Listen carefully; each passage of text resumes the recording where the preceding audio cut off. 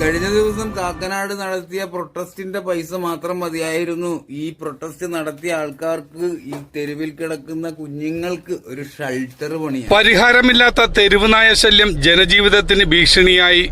തെരുവുനായകൾ വിലസുന്ന അവസ്ഥയ്ക്ക് ഒരു പരിഹാരമുണ്ടാക്കാൻ സർക്കാരിനോ തദ്ദേശ സ്വയംഭരണ സ്ഥാപനങ്ങൾക്കോ കഴിയാത്തത് ആശങ്കാജനകമായ സാഹചര്യമാണ് സൃഷ്ടിച്ചിരിക്കുന്നത്.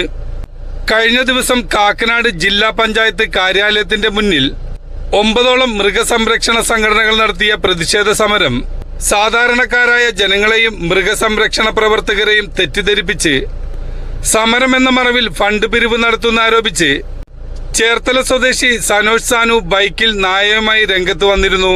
സനോജ് സാനു പറയുന്നത് ഇങ്ങനെ: ഇത്ര ആൾക്കാർ വിചാരിച്ച് എന്തുകൊണ്ട് ഷെൽട്ടർ പണിയാൻ പാടില്ല? ഇപ്പൊ ചേട്ടൻ ഒന്ന് ക്യാമറ തിരിച്ചു നോക്കിയേ. ഷെൽട്ടർ തുടങ്ങി കാണിച്ചു കൊടുക്കണം. അപ്പോഴാണ് ഗവൺമെന്റിന്റെ അംഗീകാരം കിട്ടുന്നത്. അതാണ് മൃഗസ്നേഹം. അത് ചെയ്യാതെ ഇവര് വലിയ ബസ്സുകളൊക്കെ വിളിച്ചുകൊണ്ട് വന്ന് പട്ടിയുടെ പേരിൽ പിരിച്ച പൈസയ്ക്ക് ആർഭാടം ഷോ കാണിക്കുക.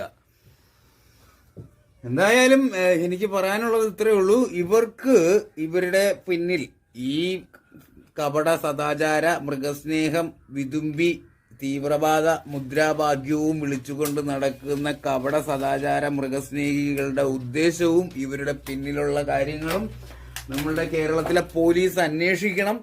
ഇതിന്റെ പുറകിൽ നടക്കുന്ന പൈസ തിരുമേറികൾ പോലീസ് അന്വേഷിക്കണം.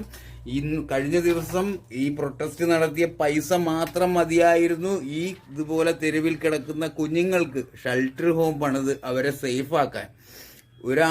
ഒരു ഡോഗിനെ കൊന്നാൽ മാത്രമാണ് ഈ പറഞ്ഞ ഈ സദാചാര മൃഗസ്നേഹികൾ ഒരു ഡോഗിനെ കൊന്നാൽ മാത്രമാണ് തെരുവിലിറങ്ങി പ്രൊട്ടസ്റ്റ് പോലുള്ള കാര്യങ്ങൾ ചെയ്യുക. ശരിക്കും നല്ല മൃഗസ്നേഹികൾ ഒരിക്കലും പ്രൊട്ടസ്റ്റിന് പുറകെ പോകില്ല.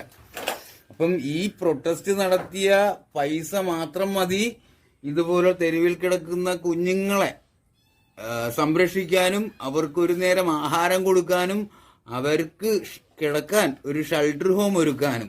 പക്ഷെ അതൊന്നും ഇവളുമാര് ചെയ്തിട്ടില്ല, അതൊന്നും ഇവന്മാര് ചെയ്യില്ല. ഇവന്മാര് ഷെൽട്ടറിന് വേണ്ടിയിട്ടൊന്നും തിരുവനന്തപുരത്ത് സെക്രട്ടേറിയറ്റിന്റെ മുന്നിലൊന്നും പോയി ഒരു പ്രൊട്ടസ്റ്റും ചെയ്യില്ല. ഏതെങ്കിലും ഒരു പാവം പിടിച്ചവൻ അബദ്ധം വെച്ച ഒരു പട്ടിയെ കൊന്നു എങ്കിൽ മാത്രമാണ് ഇവര് പ്രൊട്ടസ്റ്റുമായി തെരുവിലിറങ്ങുന്നത്.